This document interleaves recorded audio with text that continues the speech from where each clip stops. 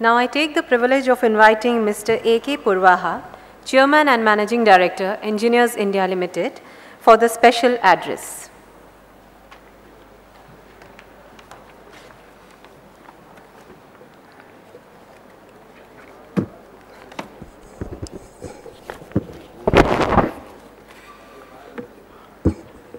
Eminent dignitaries on the dais, Mr. B. Narayan, Mr. K. Venkatramanan, Dr. Luke, the distinguished delegates present in this august gathering, ladies and gentlemen.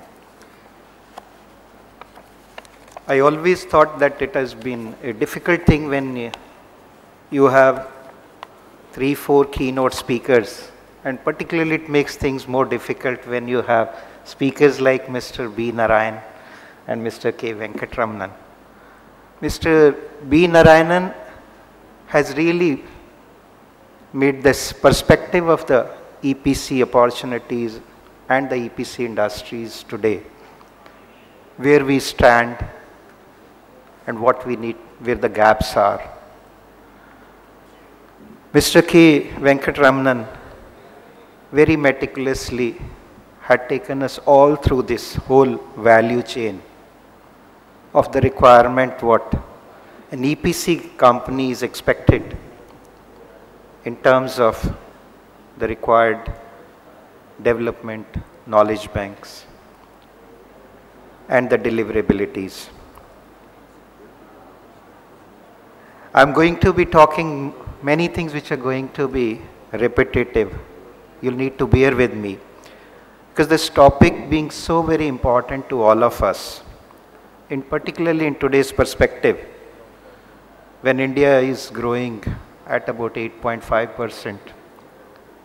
We had already set in a target of about $500 billion of investment in the 11th plan, and we are reasonably on target on that. As Mr. Narayan said, that we are likely to be about 9% of GDP in the year 11-12, which was in 2006-07, which was only about 6% of GDP. And in the next 5-year plan, that is the 12th plan, the whole expenditure in the infrastructure domain is expected to be $1 trillion. So which is a huge number for any standard. I'll just like to give you some review from the Economic 2010-11 by the Economic Advisory Council to the Prime Minister.